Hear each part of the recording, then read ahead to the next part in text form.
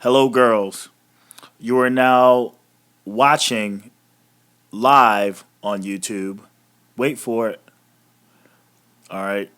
Oh, here we go. Yep, there it is. You're watching live on YouTube, and you're probably listening on Stitcher, iTunes, SoundCloud, Podbean, on the upload. Because I'm finally going to put this on the live stream because I'm not doing Peter and Jake Talks Wrestling anymore. Peter's Live Raw Recap. And I can say this, buddy. This was a go-home show, right?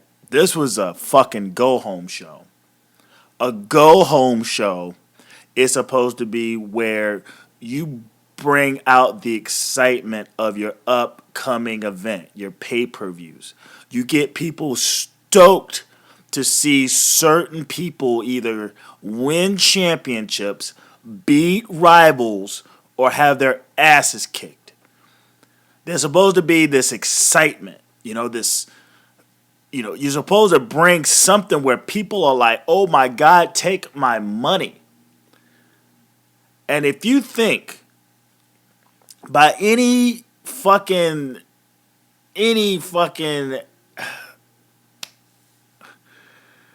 oh my God. If anyone buys the network or subscribes to the network to see this, new subscribers for this, I'm just gonna go. I'll be flabbergasted because this did absolutely nothing. I mean nothing, and it wasn't even a bad show.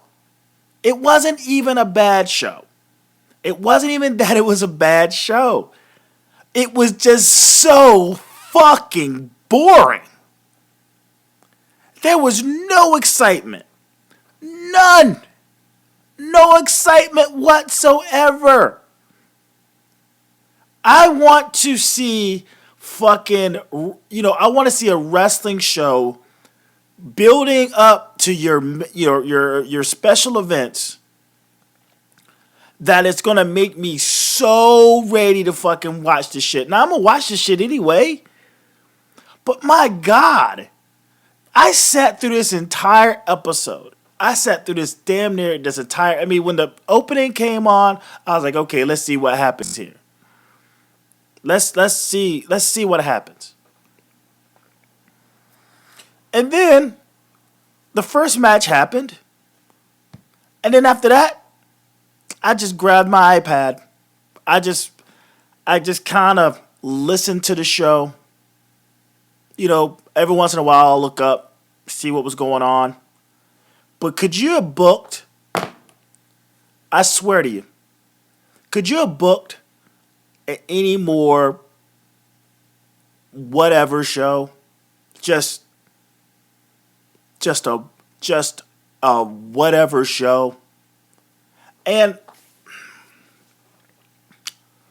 how do I explain this? Because this is like a transition, man, of new stars. They got some guys called up, and they brought some guys over. You got AJ Styles, you got Sami Zayn, you got Gallows and Anderson, you got Apollo Crews, you got Baron Corbin.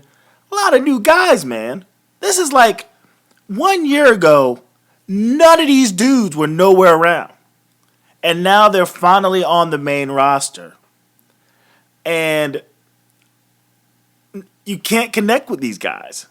You cannot connect. The only person that showed up tonight, that gave you anything worth just, okay, a little bit of excitement, it was two people. It was Chris Jericho. He's in his best heel work.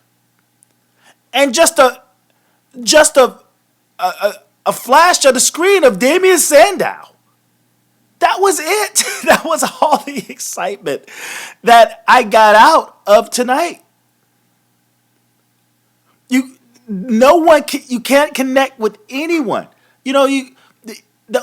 I want to say the only other thing that really kind of stood out was the promo segment between the New Day, Kaz and Enzo, and the Vaudevillains.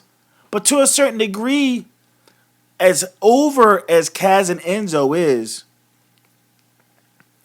we still, to a certain extent, don't know. We don't know who they are.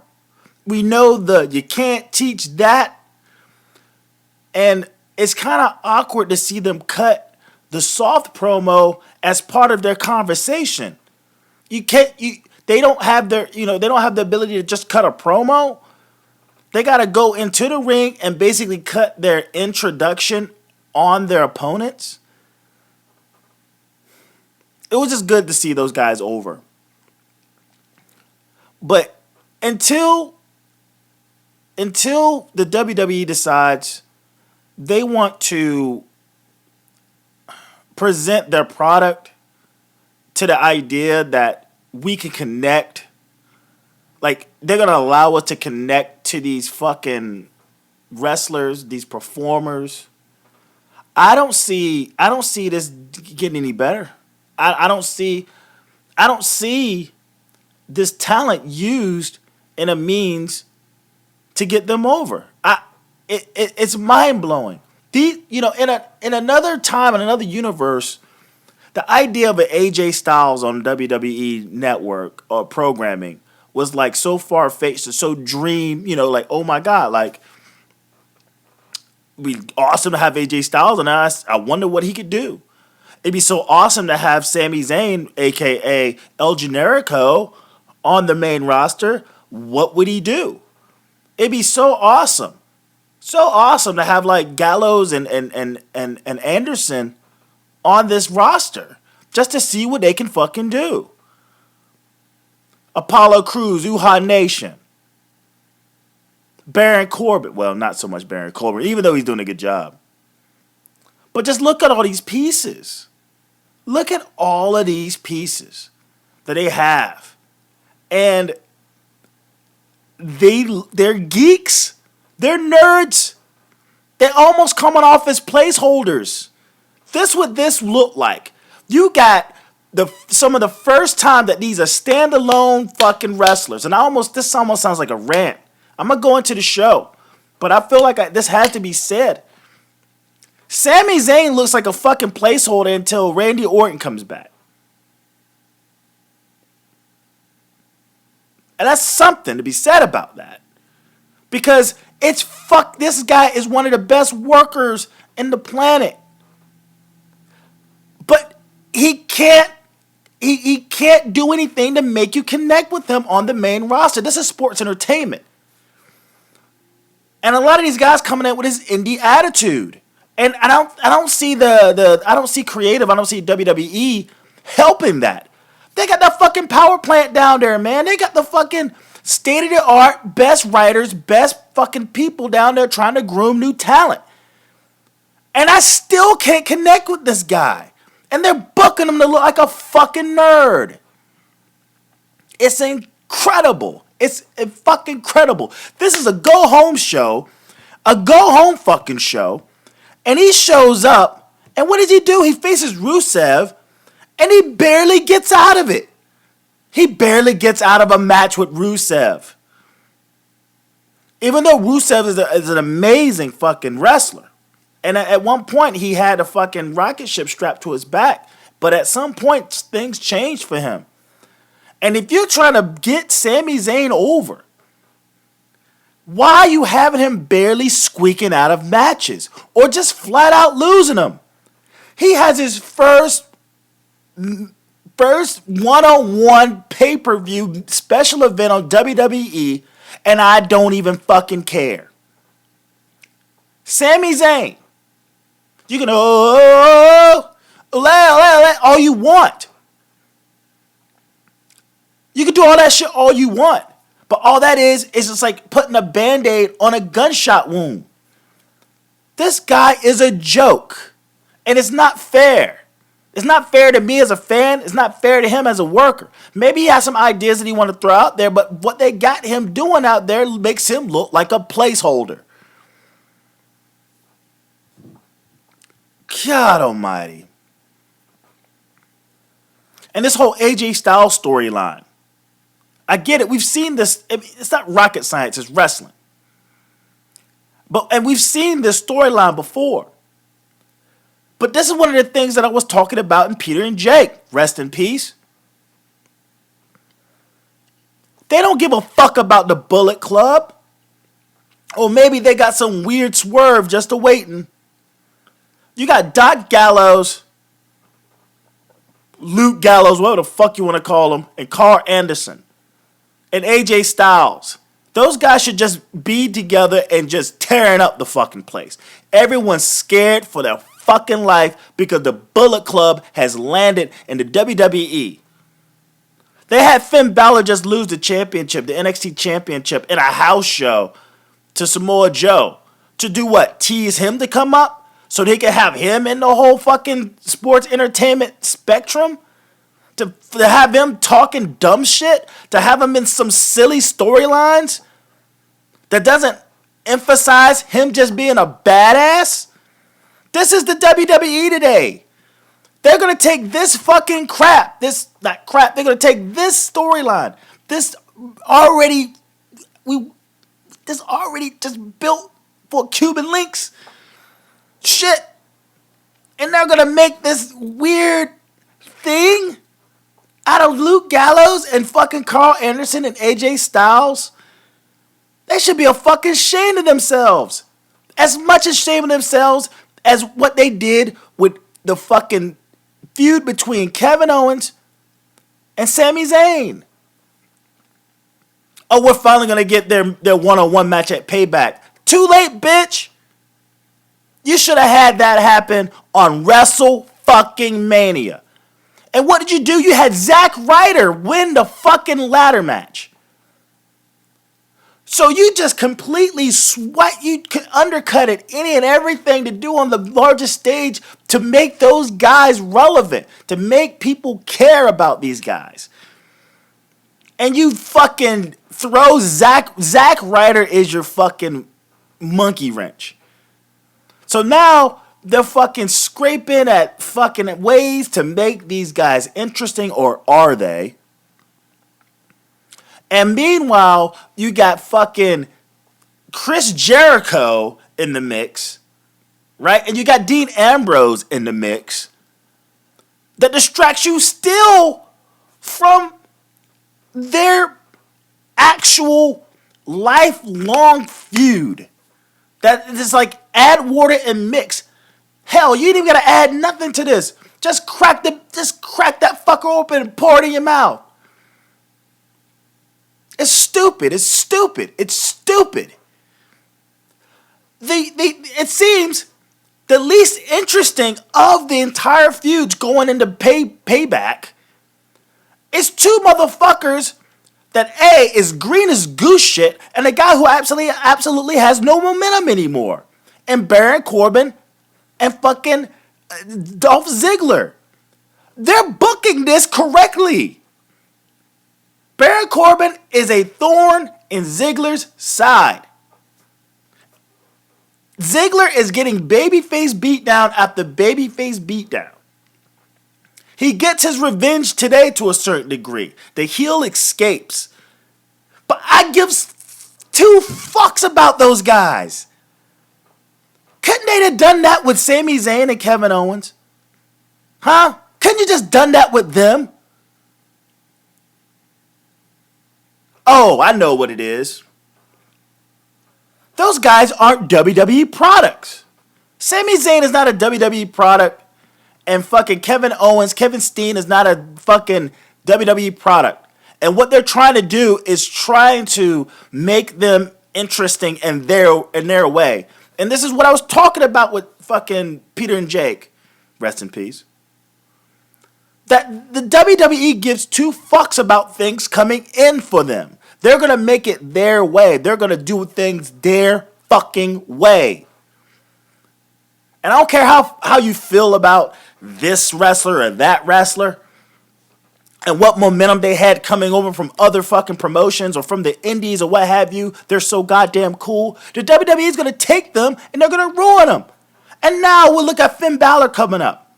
And then we got Shinsuke Nakamura coming up too. He's going to have to deal with this crap. He's going to have to deal with all of this crap. And he's going to be sent back, return to sender to Japan because they're trying their best to make them interesting in their own fucking way.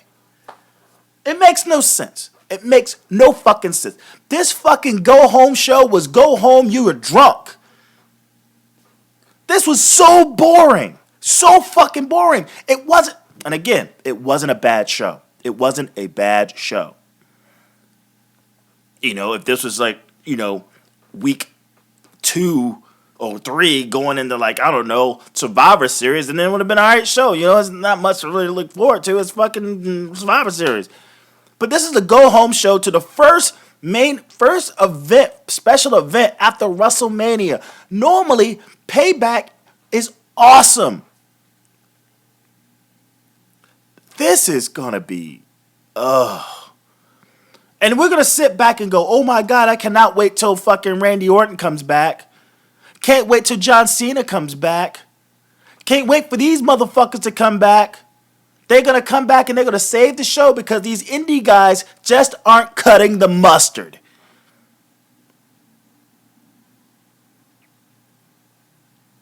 They cutting the mustard all right. Is y'all motherfuckers cutting the cheese? Fucking idiots. Ugh. I'm going to go into this fucking review, all right? I'm going to make this shit quick, too, because it's, like, so boring. I'm just say my piece and get the fuck gone because there's nothing really to say about this motherfucker. If you're watching live, feel free to ask me questions, okay? You can ask me any question on tonight's show or how I feel about things moving forward. My predictions will not be tonight. My predictions will be Wednesday with an interview. Well, Peter Talks Wrestling. It's going to be Peter Talks Wrestling episode 1. And it's going to feature Jay Giles. I forgot his last name a week, you know, for Peter Talks SmackDown. But his name is Jay Giles. And he's from this amazing podcast called the Keita. I keep calling it Peter and Keita. The Keita and Jay Show. That's the podcast that he's on with my friend Keita Hubbard, who's been on the show a couple of times.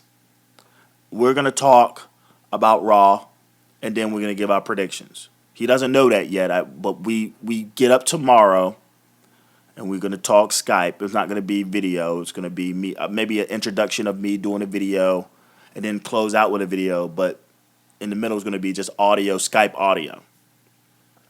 So be sure to tune into that this Wednesday for Peter Talks Wrestling. Episode 1. So let me see what we got over here. El Generico, yeah. What's up, Cody? What up, dude? You're right. This show was kind of my ass.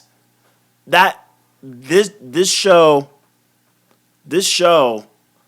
is an embarrassment for what they're trying to do. And again, if anybody goes and looks at this show on Raw, it's like, oh my God, I gotta get the network.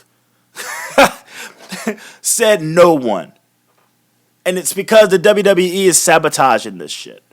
When Vince McMahon cut that promo after he gave his son the show, and he got into that limousine, he's like, yo, this is a sinking ship. This is going to be temporary. You know? And then what happens the last 2 weeks? Record lows. And it has nothing to do with the wrestlers. It has nothing to do with the talent. It has everything to do with the WWE refusing to create new stars. They're refusing to create new stars. They're saying, okay, we're going to spend all this money and make you think that we're going to create these new fucking stars. No. We're not going to do it. We're not going to be able to do it. We got Roman Reigns, and we're waiting for fucking John Cena, even though we're not in good terms with him right now, and Randy Orton. That's what's happening. And once Randy Orton shows up, Tyler Breeze is going to get some friends at Superstars. And it's going to be fucking Sami Zayn. It's going to be AJ Styles. It's going to be Luke Gallows and fucking Carl Anderson. And they're all going to be bouncing between main event, Superstars, and SmackDown.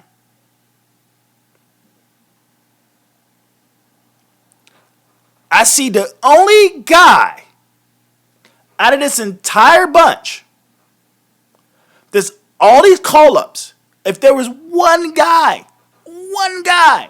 that I believed had an actual shot, it's Colin Cassidy. Big Cass. He's the only guy that has any shot at becoming a big star with these new guys coming up. It's good. It's the same shit. Same shit, different bucket. These little guys, Sami Zayn, these guys ain't gonna be fucking stars. They're not. It always boils down to the 7 foot tall. You can't teach that, motherfuckers. 7 foot tall, fucking body of a god, and hair flowing in the wind. That's what it is. That's the only guy that has a chance. Now, even though, and I'll put my prediction out for this, even though I see the Vaudevillains being the number one contenders, the whole point of Kaz and Enzo isn't Kaz and Enzo as a tag team. It's all about getting Kaz, getting him less green, and getting him over like a motherfucker. That's it. And we got fucking Enzo will be a comedy guy. They found their next Santino Marella. And don't believe me, just watch. Because I watched this show, and it's a formula. It's not rocket science. It's wrestling. Speaking of which, the return of the wrestling shirt, Carolina. Below in the description is the link to this if you live in North Carolina. But if you also live in another state, I do custom state wrestling shirts as well. Ronnie S., I know you want to get the New York one. It's ready to go whenever we do the business. But it's going to be dope. You're going to love it. So hit me, again, cut the music, prince@gmail.com. So let me get here. What's this? Oh, Cody Walsh. Okay. I stopped watching wrestling about 8 years ago and just started watching on Raw after WrestleMania. Everyone is bitching about the same thing as when I left. They started pushing Reigns like they were pushing Cena on fans. No. Cody Walsh. I think around year 6 and 7, that's when the people started turning on Cena. Cena was over. Cena connected with the fans. When he debuted on the main roster, he went up against Curtis Angle in a losing effort. And you had the Undertaker give him the rub. You had a whole bunch of guys just like, hey, kid, good job. And then when he was, sort of getting out of the prototype gimmick and more towards like the rapper from fucking Connecticut, from Boston or whatever the fuck, people caught on to that stuff like fucking white on rice, man. Like they loved it. He caught on. And he wasn't pushed down anyone's fucking throat. People wanted John Cena. He was the fucking man. It was just he got old. It got stale. He never lost. New stars was coming in and losing to him. And then another guy would show up and will lose. Then another guy showed up and lost. Then the crowd started to turn because we got tired of the same shit. We got tired of the same story. John Cena, do. Your time is up, my time is now. We got tired of it. And then he turned into like Jesus. Basically, he turned into Jesus. He turned into like this fucking holier than thou, Make a wish, walk on water type thing, and then like, no fucking way we fucking giving into this shit. But I'll be honest, man. I'm a fan of John Cena now because I think the fact that he's polarizing is fun, Just to see the crowd like go back and forth and have fun with John Cena. And John Cena, being the showman that he is, he knows how to fucking play to the crowd with that kind of shit. Roman Reigns, no. This guy has absolutely no idea how to handle none of this shit. And he's being pushed to the moon, and the rocket ship is a piece of junk. They sent him out there, and it's one thing to learn how to drive a stick in 5 o'clock traffic. But it's just some cases where you just gotta wait. You gotta learn how to drive that stick in the neighborhood first, so you don't kill your goddamn self. And that's what happened with Roman Reigns. That's what's happening with Roman Reigns. And I left wrestling back in the 90s, like right at the Attitude Era. Like, I got interested in other things and got out of it. I would come back every once in a while, but for the most part, I just kind of grew up and was like interested in other things. And I got back into seriously watching it 2008. So I've been watching like almost every week since then. What else we got?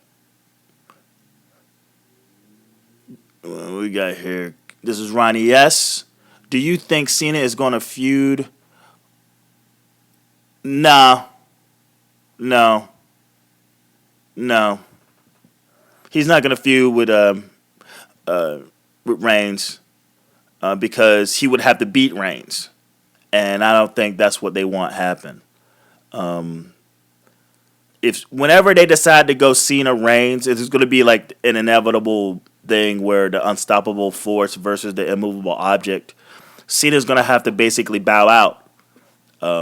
And maybe, I'm not into the whole, like, will John Cena turn heel kind of thing. Something's going to have to be different in that when they finally collide. But as of now, no. I feel like if Cena came back, he would probably feud. I mean, he's not going to be pushed to the top.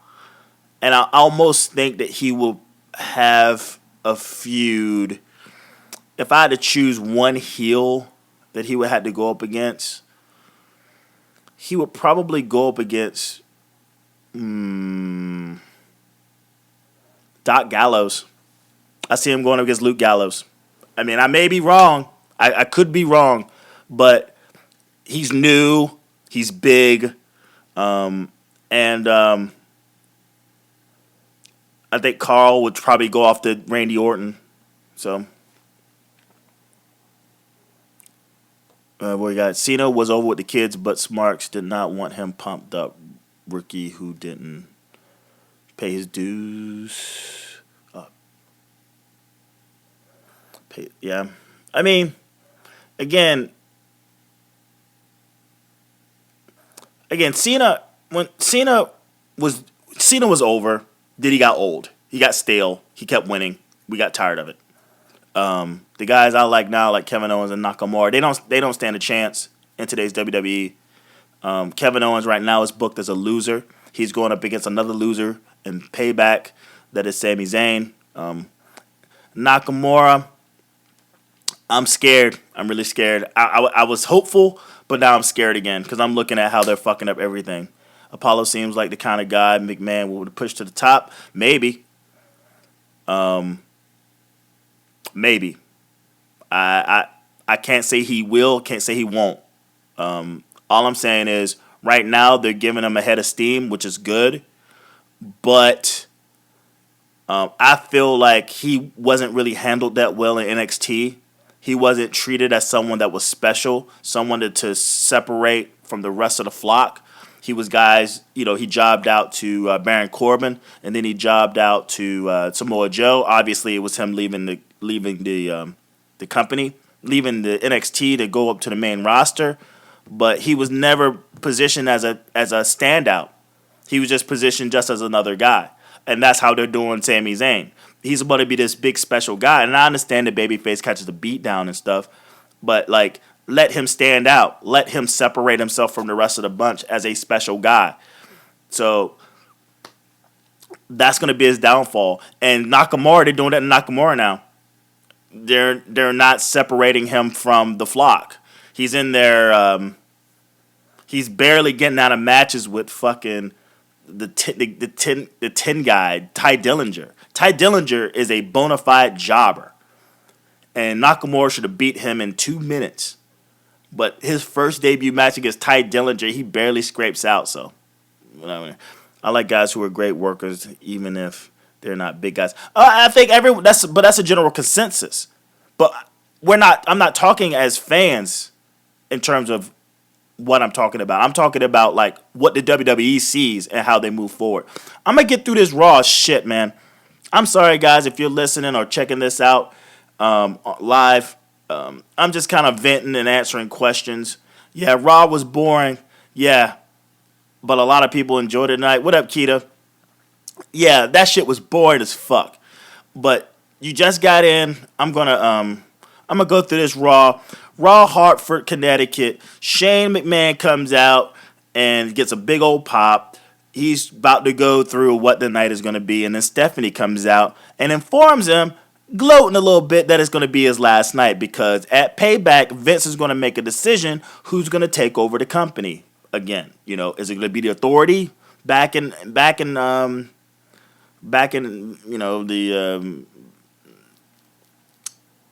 running, back in power, or is it going to be Shane O'Mac?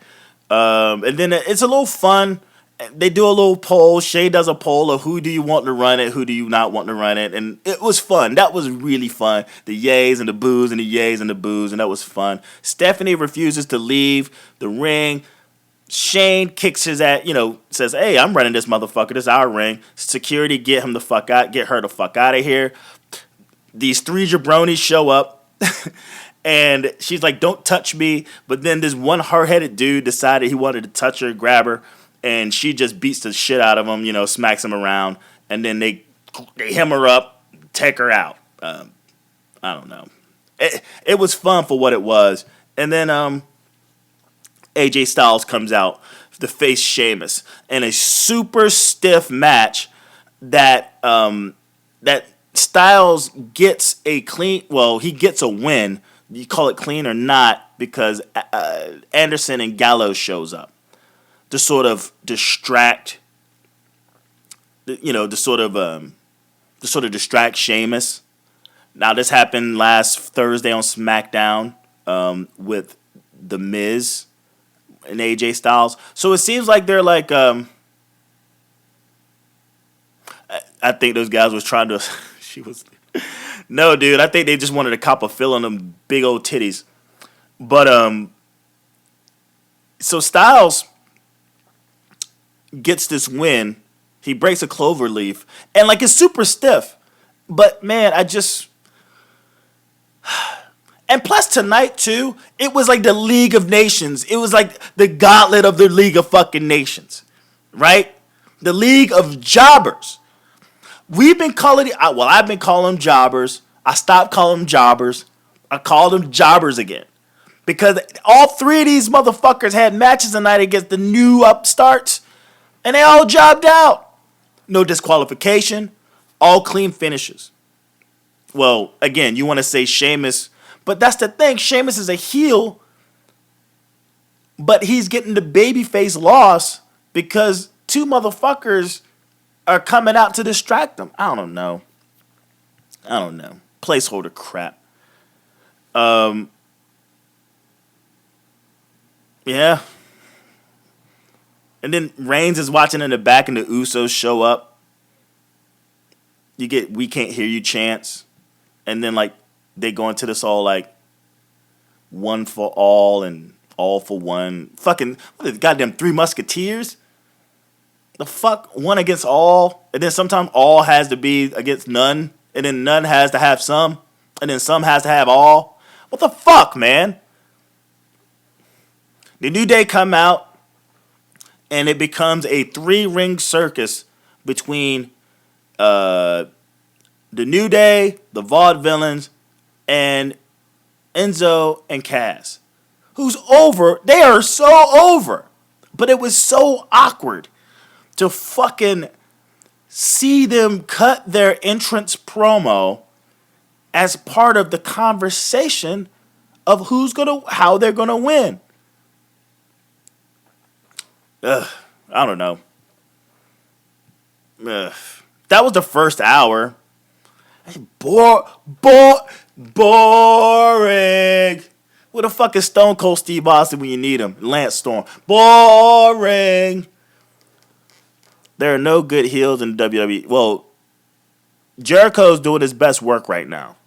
Jericho's killing the heels. And Miz is like the best heel on the roster right now. I mean, he's been the best heel on the roster for quite some time. Just getting real heel heat. Like, he's a jerk. And tonight was some of his best work. So we get the Usos versus Anderson and Gallows. You finally hear their music. Pretty decent. You know, it's like they went back like 7 years ago, and gave him that music. No, they went back like 11 years ago with that fucking like, I don't know what the fuck kind of music it was. And I guess it was decent enough, but it felt like, I was like, oh my God, it is 2001 with this goddamn music. As they're fucking, I guess while the match is going on, because this match in itself is nothing more than, the Usos having an opportunity to get retribution for the beatdown that they got 2 weeks ago. The highlight of this entire match was having to listen to Michael Cole, Baron Saxton, and JBL put over New Japan. They said New Japan at least a record time. Like, New Japan, IWGP, New Japan, IWGP, New Japan. And I was like, God damn. Anyone who thought that there was like some bad blood between New Japan and WWE because of like this raid or what have you, nope. Motherfuckers has been put on the map. I don't care if there's 1 million motherfuckers watching. I don't know what the ratings are. I don't give a shit about the ratings. I never give a damn about the ratings. The show's still on. It ain't gonna leave no time soon. So I don't know why I give a shit about the ratings. You know. But if the ratings are Finn Balor didn't show up, I'm guessing. No, he did not.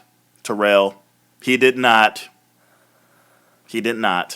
And being that, oh yeah, he actually made a post. Fucking troll. His name needs to be Troll Balor. That motherfucker is the biggest troll there is. If it's standing outside the TNA or sitting, he's sitting outside of the WWE office waiting for Gallows and Anderson. You know, he's a big troll. Where's Colt Cabana? Colt Cabana is with ROH right now. He just signed a deal with them like a week ago. So now he's on the, because he was on ROH, he got fired from ROH, and now he's back with ROH. But I'm not really a big fan of his work. He's too silly for me. But yeah, back to the show in the second hour. The Usos go down in flames. I don't know what the fuck. I don't understand what's happening with the Usos. They're losing and losing and losing and losing. Are they not high on these guys anymore? You know, I mean, they're on TV a lot. I mean, a lot to be like a winning team. I mean, to be a losing team. I mean, they're the Usos, 5-time champions? They're looking pretty fucking weak, man. And then, they went down in flames to the newbies, to Gallows and Anderson. And then after that, they picked the bones. And Super Reigns comes in with the save. And this is not the first time Reigns has done this. Like, Reigns makes everyone looks like shit. Because you got this tag team and the Usos, they've been saved by Reigns at least 2 or 3 times. They haven't been able to beat guys on their own. And then he comes in and wipes out like 2 guys on his own as if he could be attacked. He's a walking tag team. He's a one-man tag team. This Roman Reigns. And I understand he got his retribution back. He got his payback on Gallows and fucking Anderson for fucking him up last week. But goddamn, they could have fucked him up. They could have fucked him up for trying to save, a low blow or something. But nope. This is baby steps, baby. Baby steps to WWE main event, y'all. Watch it happen. Well, you got what? You just want to be the new badasses. And you got one guy kicking your ass. One guy. Man, fucking idiot. You get a cool little WrestleMania 32 package that was pretty cool. I mean, WrestleMania was pretty lackluster. But the magic of WWE Studios to make any and everything they do look so fucking cool, that was in this fucking little package right here. And then Styles and Anderson, Gallows was in the back. I don't know what the fuck happened. They probably said the same fucking thing they've been saying for the past 2 weeks. Hey man, we're like just doing this, man. Like, hey man, I don't want you to do this for me, but we're like doing this. We're doing it for The Rock. Whatever. My internet went out, so that was like a good 10 minutes of stuff that I probably missed, but didn't really fucking matter. Sami Zayn versus Rusev, part 2 of the League of Jobbers. Sami Zayn. Boring.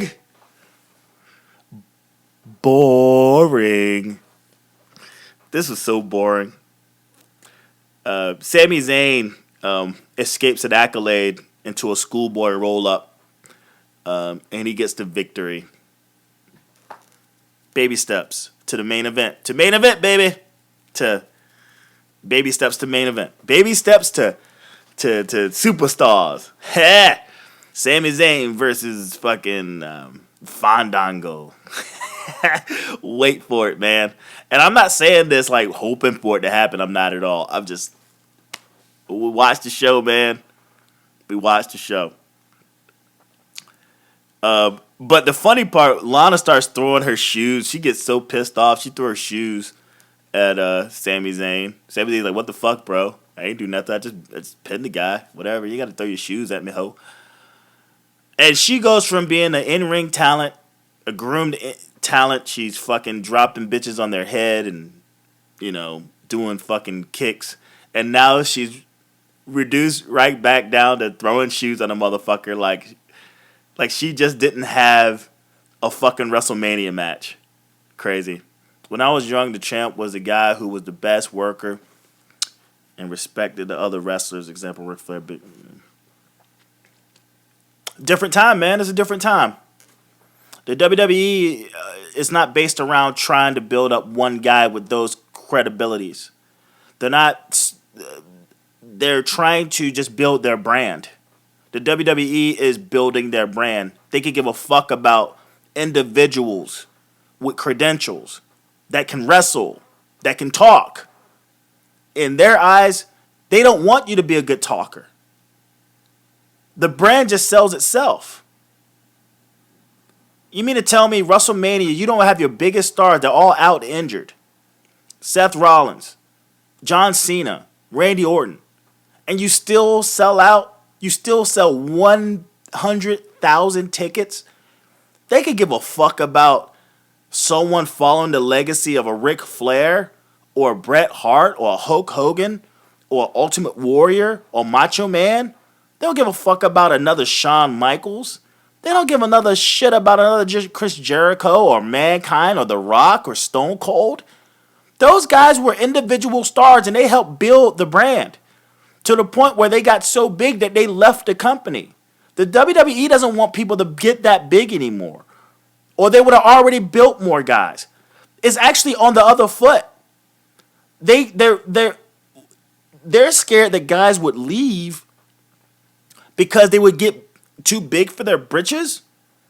But you got motherfuckers who are bouncing because they're not getting any love. They're not getting showcased in the right way. You know, what is it? Wade Barrett. He left. He's like, I'm not renewing my contract. You know, and there's someone else who's talking about leaving. It's a void in my head right now. Somebody, maybe it was Ryback, maybe it was somebody was talking about how he just was like, I'm underutilized. I'm the fuck out of here. So it's actually happening on the other end. So, I mean, I see what you're saying, but this is a whole different WWE, brother. It's a whole different WWE. But after Alana throws the shoes, maybe the shoes. Sami Zayn. Again, my predictions are coming this Wednesday. Be talking with Jay Giles, the Jay Giles from the Keita and Jay show. And that's where we're going to have a discussion about Raw. We're going to have a discussion about things in wrestling, and then we're going to give our predictions. So if you're waiting for predictions, they're not going to get them now. Be sure to tune in Wednesday evening. What we got in the back? We got, if you're free tomorrow at 8 p.m., come join us, discuss some wrestling. Well, tomorrow, Keita, I'm talking to Jay, and then I got to do some T-shirt stuff. So 8 o'clock, I will not be free. I would love to join. I'm gonna have to clear out like a schedule or a night or something to where I actually join y'all and stuff to do some stuff because it's long overdue.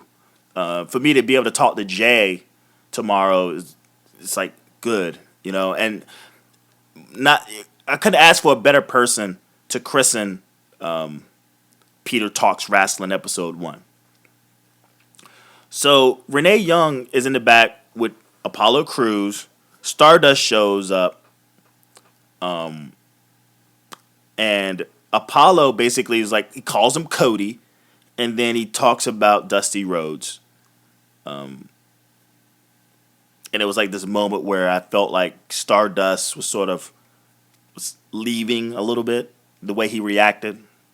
But then he came back, it's like Stardust, and he said something kooky and left. And then like Titus O'Neil, since he's back from his suspension, but he's not in ring right now, he's just a troll.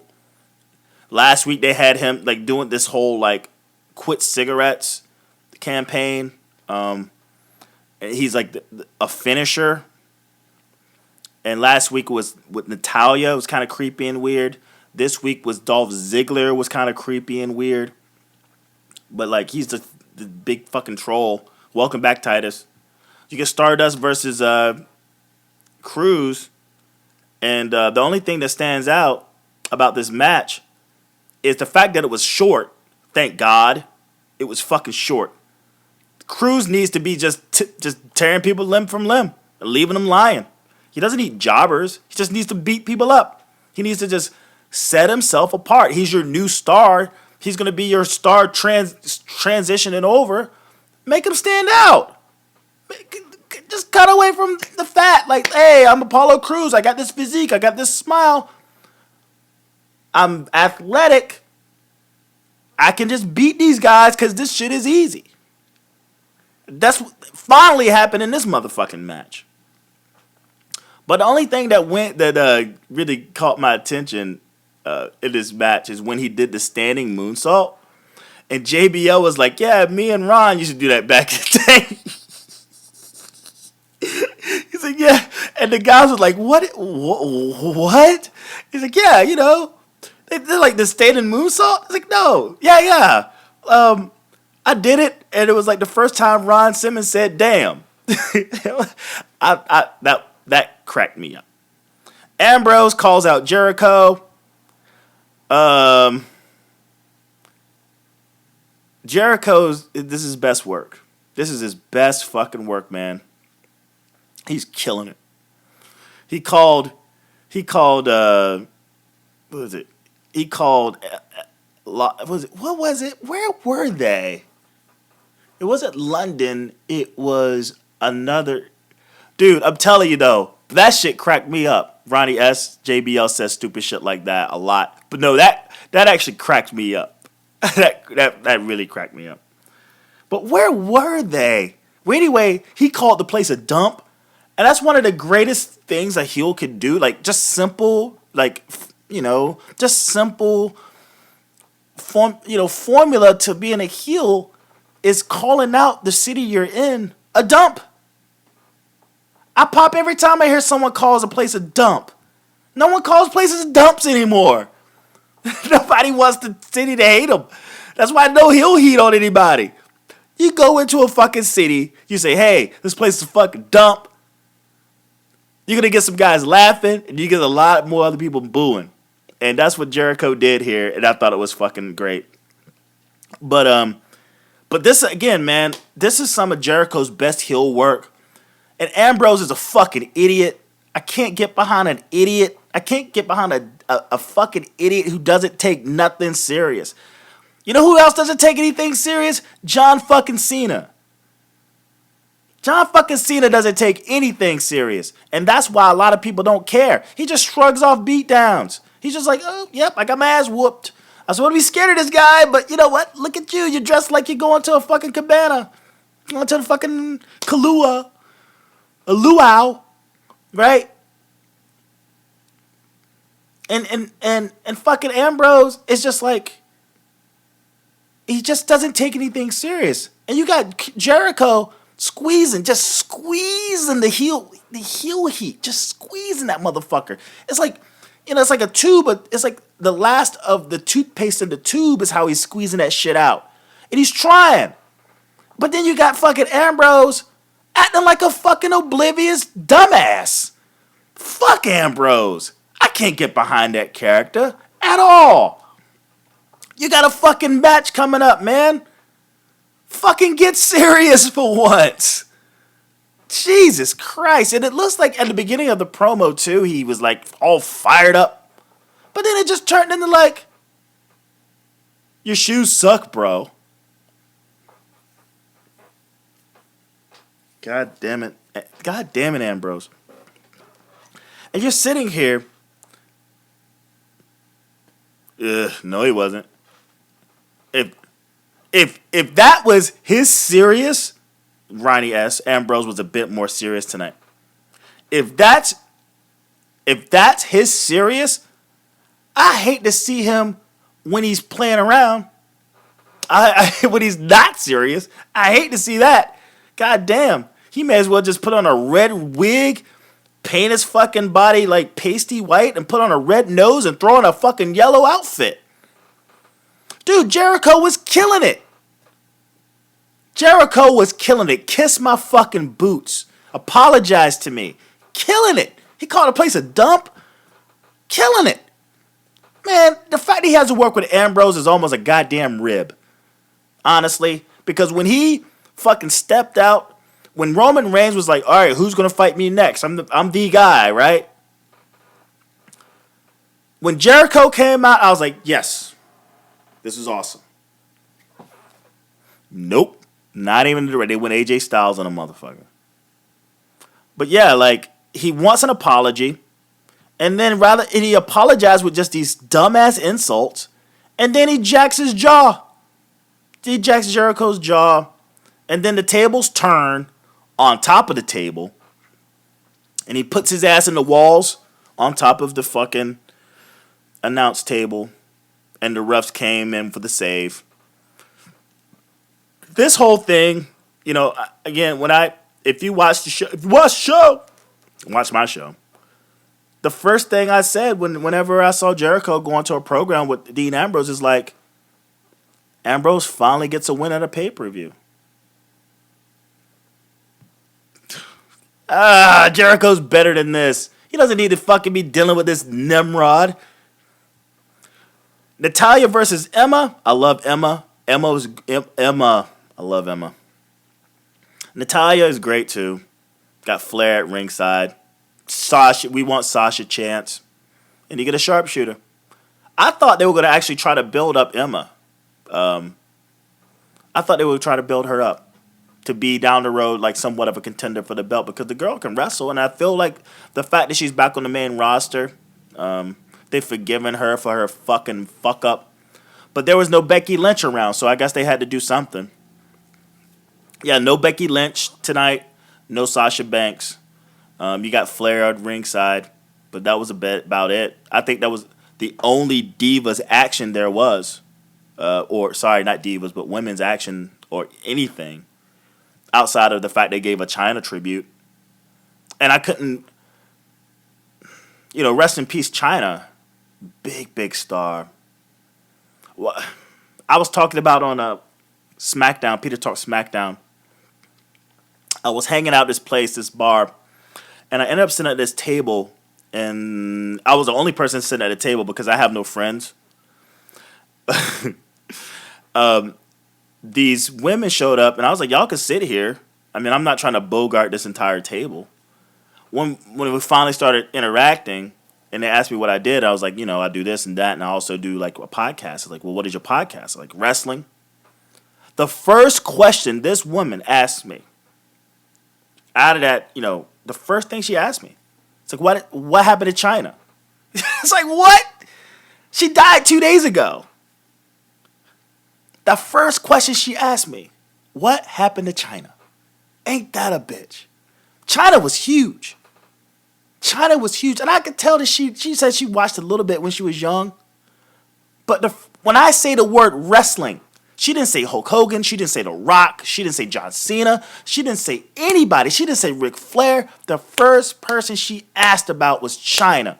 And that in itself was how big of a star China was. And she didn't know she died, but she still was a huge fan. She was talking about, and I mentioned this on Peter Talk SmackDown. She was talking about how China was so big. She was such an influence in her life. This big, strong woman in there with the men. Like, she looked up to China. She went out in her own life and kicked ass because of China's influence. And they gave that tribute tonight, and all I could do was roll my fucking eyes, man. All I could do was roll my eyes. All of those people, man.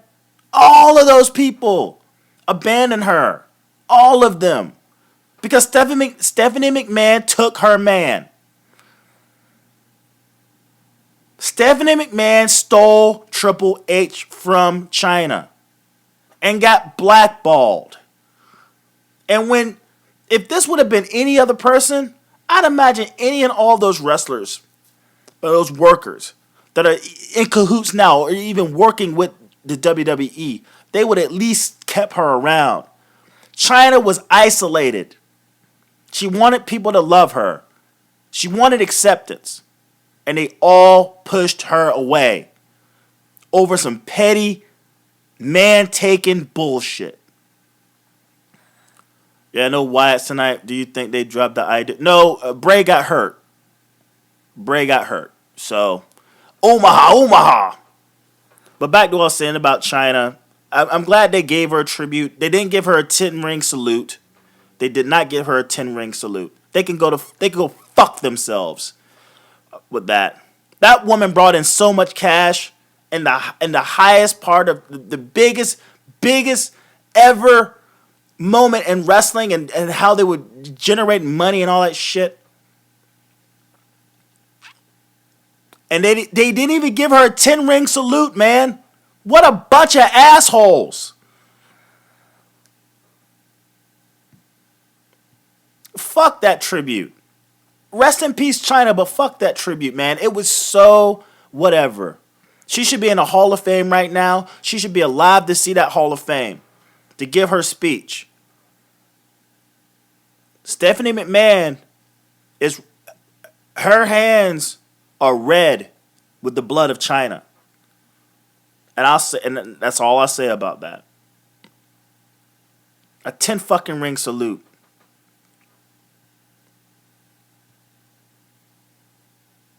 They give 10 ring salutes to everybody. If you've been in the business and you work for the WWE, they give you a 10 ring salute, buddy. You best believe that.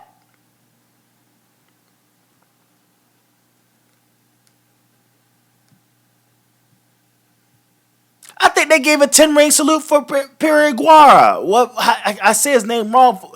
That match that down in CMLL against Rey Mysterio when he died in the ring, they gave him a fucking 10 ring salute on WWE. They fucking gave him a 10 ring salute. This motherfucker, I think maybe he wrestled with. I think he did some stuff with WWE, but he did most of his stuff with WCW. But CMLL, and they gave him a 10 ring salute. Sandow showed up, but you only got a glimpse of him because he was about to face Baron Corbin. But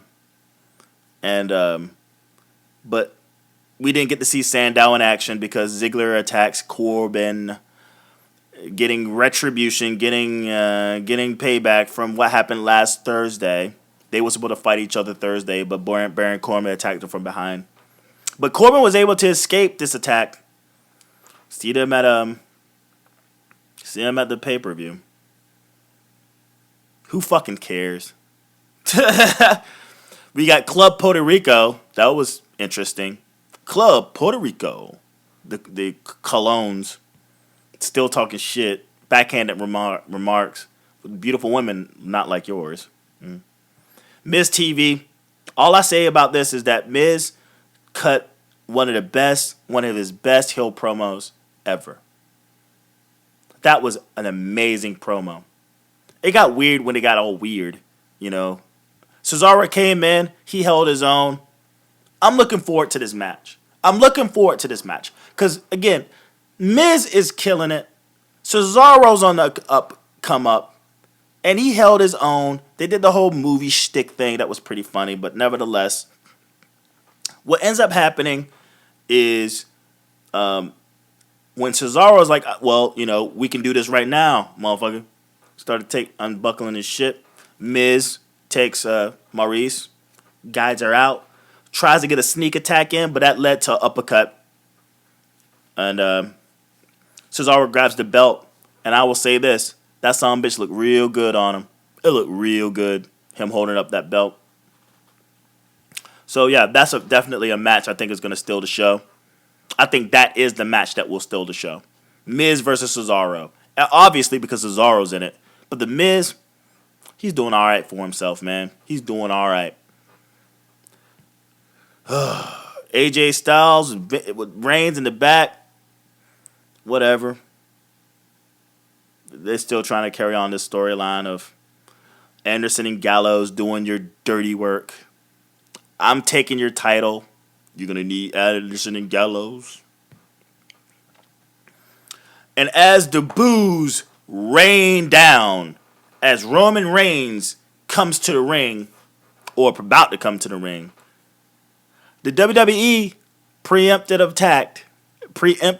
attack, and they bring up his Make-A-Wish.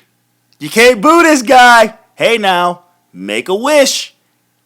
And this one kid who's all fucked up had his wish granted by Roman Reigns. And he's at ringside. You can't boo that kid. You boo Roman Reigns. You're booing that goddamn kid with his family. Oh?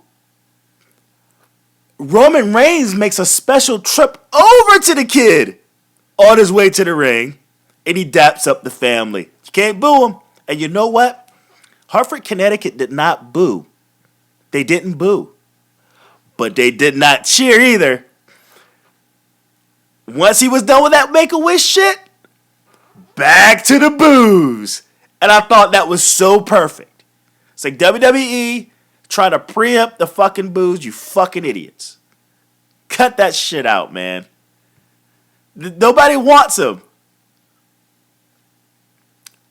How can you boo a guy that makes... Again, Ronnie S. He says, how can you boo a guy that makes wishes come true? They didn't boo. But they didn't cheer. That's the point. They let that shit get out of the way. It was like crickets during that whole thing. It was like, well, we're just not going to react at all. which I thought was so clever.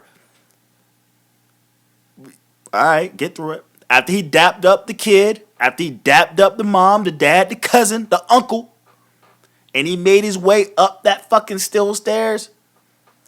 Boo! Back to your regular scheduled program. The hating fucking Reigns. Cody Walsh. If I was a Make-A-Wish kid, I would want Mankind to put a mandible claw on me for you till heat. But you can't get Mankind to do that shit. No, he's babyface, man. He's babyface. Oh boy. So we get to the main event, and I'm gonna shut this shit down because I'm already an hour in, and I need a fucking beer. So we get Roman Reigns versus ADR. All right, guys, that's the end of the show.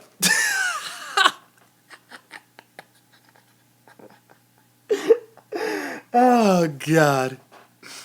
Roman Reigns versus ADR. ADR's over, man. He's over like a motherfucker, man.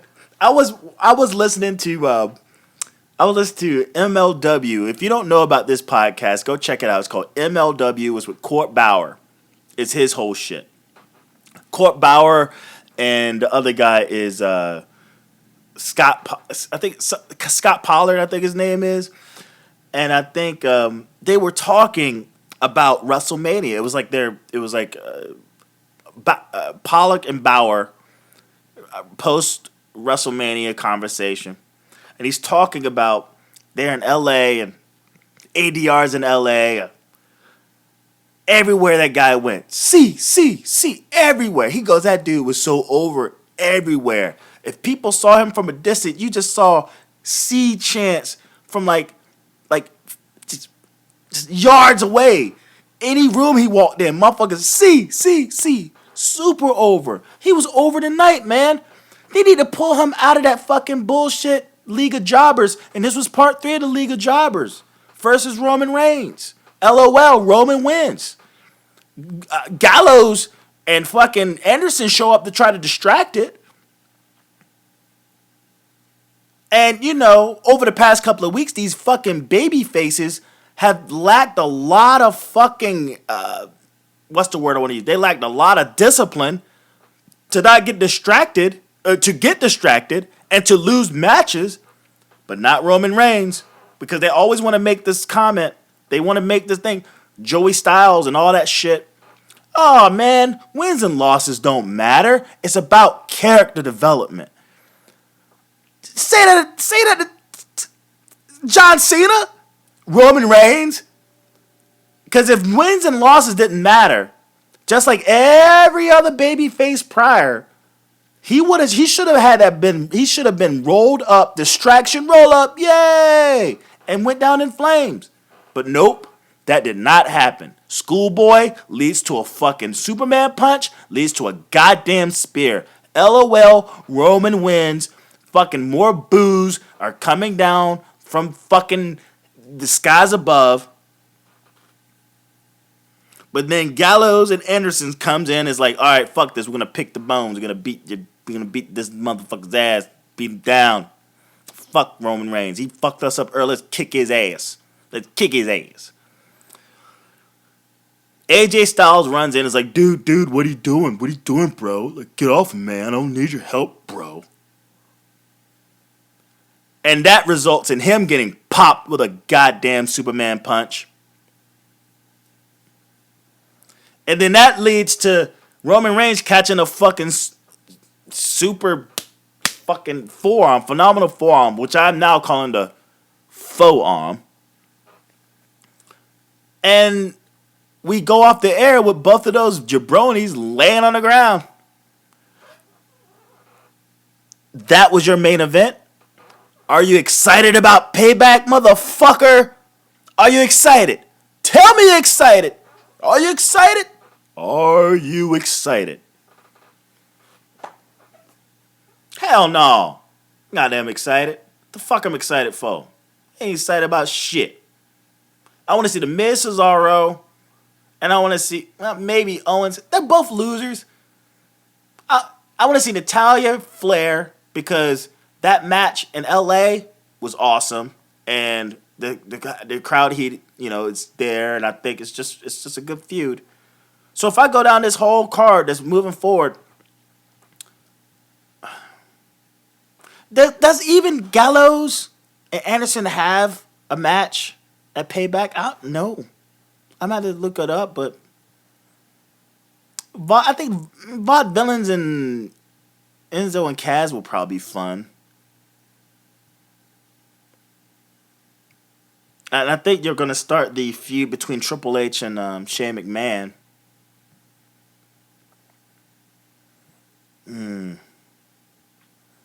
I'm not looking forward.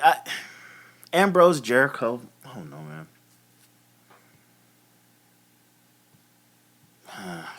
Shit.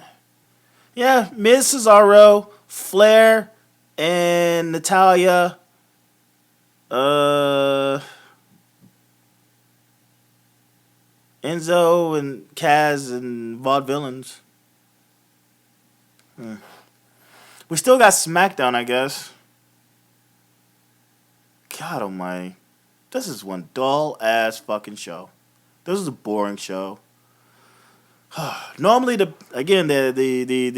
special events pay-per-views normally work themselves out to be good shows, and not to be a negative Nancy, but like, and I'm not saying that this was a bad show. It was just boring.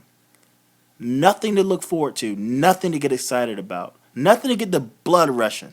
Nothing to say, hey, go get that damn network. None of that shit at all. WWE should be ashamed of themselves. Should be a fucking ashamed of themselves. Oh yeah, ADR. Roddy asked, ADR is awesome. This past week on Lucha Underground, they had a missing picture of him. Yeah, with him, with couple. I think Hernandez and Big Rick. Yeah, with Big Rick, they were all missing on the back. I heard that. I haven't watched Lucha Underground this season. I'm just gonna binge watch when it's all over. I'm doing so much shit, so I can't even really watch it when I want to. But I'm just gonna binge watch it afterwards. But I remember listening to the Solemn Monster Sounds Off, and he talks about those missing signs with those guys on it. The Vaudevillains will cheat to beat Enzo. I hope so. They don't normally cheat. They always win clean. This will build the heel heat, and they can face the New Day. I mean, it's one gimmick versus another gimmick. That's the only reason why I see the New Day versus Vaudevillains, because it's gimmick versus gimmick, and those tag team belts are a joke. So may as well get another joke to face the New Day, and the New Day can just clown. They can get over by clowning those guys. They can't really get over clowning Kaz and Enzo, because Kaz and Enzo, to a certain degree, are just as over. The New Day isn't as over as Bootios. You know what I'm saying? Bootios is over. More over than the New Day themselves. And Kaz and Enzo, I guess, will probably... I mean, if you could get more going on with them and the Dudley Boys, that would be interesting. Maybe the Dudley Boys come in and do something, but I don't know. Maybe they start their feud with the Colognes. You never can tell with this shit. But yeah, I'm tired. I need a beer, so I'm going to get the fuck out of here. Shouts to Cody Walsh, Ronnie S., Keita Yo, and thanks for listening. Thanks for watching. If again, this is I'm live right now. It's post Raw, and you're listening to this on Tuesday on the upload on iTunes, Stitcher, SoundCloud, and Podbean. Thank you so much. For those here that are checking this out now, just hit the subscription button. Thumbs up. All y'all just give me a thumbs up. People like to see the thumbs up. Leave a comment, I guess, if you want to rewatch this or what have you. Or if you're watching now, just leave a comment. Sharing is caring. just, share this on your wrestling places you go, or on your Facebook, on your Twitters, on your Instagram, on your your Snapchats. And yeah, you can catch me at Ellen Japanese, at LINJAPANESE, Ellen Japanese, one word. PJTW Central still up, not Peter and Jay, because Peter Joel, which is my middle name. Peter Joel Talks Wrestling. I just keep it like that. And then, so yeah, again, this Wednesday, Peter Talks Wrestling, episode 1 with Jay Giles. And then this Saturday or Sunday, you'll get Peter's Talk SmackDown. Yeah, that's the fun part. I wonder if there's any. Yes, I guess the T-shirt, the wrestling T-shirt. This one is of North Carolina, and the link below is where you can buy it. But I also do, if you're from another state and you want your own state that says wrestling on it, hit me at Cut the Music Prince. I think that's it's like $35 to get your own state, because I have to burn a whole bunch of other shit, do a bunch of stuff, so it's like special order. Maybe you'll be the only person in your entire state that has this. So if you're interested, in buying one, again, hit the link below. And outside of that, thank you guys for checking out the show. And I'll see you next time. Until then, watch out for those foreign objects. Have a good night, guys. Peace.